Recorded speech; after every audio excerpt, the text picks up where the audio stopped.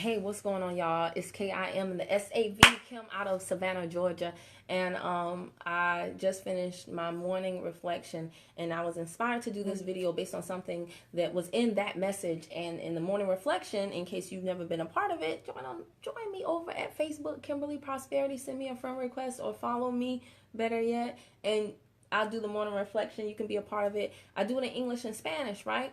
And in Spanish, a lot of times, whenever you look at a Spanish lesson or a Spanish reading or a Spanish whatever, it's always going to be much longer than the English equivalent. And in this morning's lesson, there was one sentence in particular, and it was very profound in Spanish, but in English, we took the shortcut. Okay? It was like talking about how a house built upon a rock foundation, when the rain comes and the hurricanes and the flooding, that it can crash against that house and the house will not fall because it's built upon a rock. But in the English translation, what happened was it said, when troubles come, your house will still stand.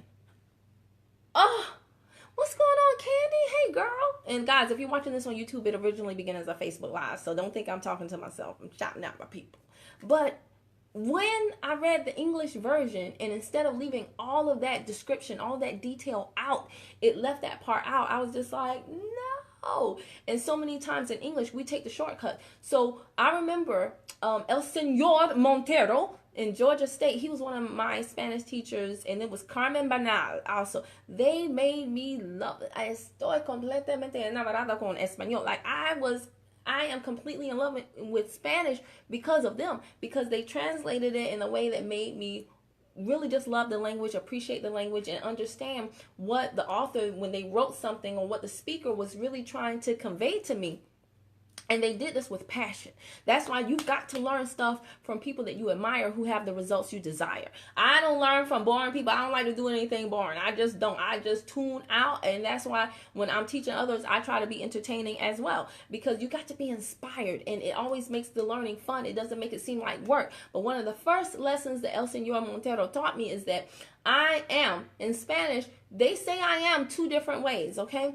Not only are Spanish people more descriptive, more colorful, more, muy apasionado, right? Not only are they more passionate about stuff, but they understand things on a whole nother level. And I'm telling y'all, and it's like this in many other languages too. This is why you've got to expose yourself to something more than just English. Oh my gosh, it drives me bonkers that Americans are so egotistical to think that their language just trumps all, okay? People will come over here and we'll be like, why don't they learn American? But we'll go over there and be like, ain't nobody speak English up in here. It is so egotistical. It drives me bonkers. But I'm telling you guys, it's not just Spanish. Expose yourself to other stuff. My mentor, one of my mentors is learning Hebrew, and he talks about the fact that, in a Hebrew word, each individual letter stands for something. And then collectively, the letters all together make up the meaning of that word. And it's powerful when he breaks down the Hebrew translation of a word. But going back to what I was saying, one of my first lessons that El Señor Montero, I love him so much. I wish I could find him. What he taught me in Georgia State is that when Spanish people say I am, see, in English, we say I am. And I am stands for everything. I am bored. I am broke. And I hate the power of I am is so important, y'all. Every single day I listen to Reverend Ike talking about the power of I am. So I don't even like using these examples. Cancel that. Cancel that. Cancel that. I know I look crazy, but that's all right. My people get me, okay? My people get me. So, when you say I am, it is a command. You are basically giving an order for what you wish to be, what you desire to be. And I'm not going to get into the whole deepness of that, but I will say this. When Spanish people say I am, they have two forms of I am. Estoy and soy. Soy means I am if something is permanent. Estoy means I am if something is temporary. So if they say I am depressed, they say estoy deprimida. Like, estoy deprimida. That means I'm depressed, but it's a temporary state. I'm not going to be depressed forever. Now, if somebody says soy deprimida, then it's really serious. Like, oh, they're always depressed. But normally, like, if a person wakes up and if they say something like, soy bella, Like, I am beautiful. Soy, that is the permanent. Like, I know I'm the bomb. But if somebody, like, say you have a mother who always stays at home and she's going out with her friends, if she says, estoy bonita, like, this is the one night that she got out to go out with the girls, and she says estoy instead of soy, then that's like, I feel pretty right now. I feel pretty today. So it's a temporary state, estoy versus soy, which is a permanent state. And the power in that, see, when I learned that lesson in school, I was like, okay, temporary and permanent. But as an adult now, I understand that it is powerful when you can identify states of mind that are temporary versus permanent. Because a lot of times in English, since we have no distinction, see, you got to understand how that stuff translates on a subconscious level. Since you have no language is so powerful, it gives commands. So since you don't have a distinction when you say I am temporary versus permanent in English, a lot of times we mistake temporary states for permanent states of being. And it's not so. I wish in English we had a temporary form of I am like the Spanish do. But we don't. I am is just I am in English. So you gotta expose yourself to different languages, different cultures, and understand that in different places they think about things in a different way, and it'll help you to think about things in a different way and ultimately get different results. But there are so many reasons, and I have no Spanish blood, okay? I know a lot of people like, are you Panamanian? Are you? No. I am as Georgia peach to the bone. I am as Southern country as they get, okay? There's nobody else in my family that speaks Spanish. It's just me, and it's because I found I love the language. I love what the language stands for, and I found people who love the language who could convey to me that same love. So I practice it. I still make mistakes. I don't care, because estoy mejorando mi español. See, estoy, I am, estoy.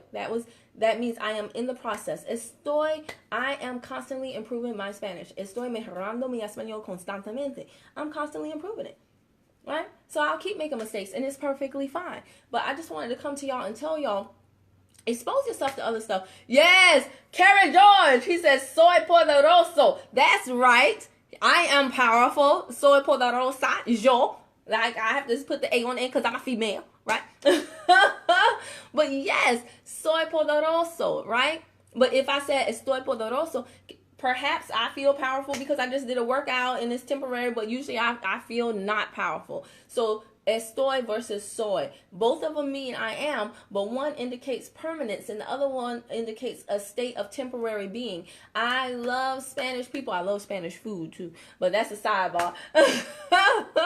But I love Spanish people. I love the Spanish language, and I love what being exposed to a whole nother group of people and how they articulate themselves in their native tongue has helped me to do and think about some things differently in my life. So I greatly encourage you to do the same. It doesn't have to be Spanish. If you expose yourself just to anything different, guys, just stretch yourself a little bit out of your comfort zone, and you will be amazed at how it will translate into different results in your life. Guys, if you just jumped on, catch this from the beginning, watch the replay because it just ended. But seriously, I want you to go throughout the day, and everything that is good, I don't care if you don't know no Spanish, take this away. Estoy is temporary. It means I am. Soy is temporary. It's permanent. It means I am too. So all the good things in your life today, hey, what's going on, Sonia? All the things that are good in your life today, I want you to say soy. Soy. You don't even have to know the rest of it. Just say, I am beautiful. Soy beautiful. All the things in your life that are not good, use estoy. I am tired. Say estoy tired. It's temporary. Okay? All the good stuff, I want you to say soy. I am whatever is good. All the bad stuff, estoy. I am whatever is bad, because it's only temporary. All right. I'll see y'all in the next video. If you like this, leave a comment below, and that's it. Bye for now.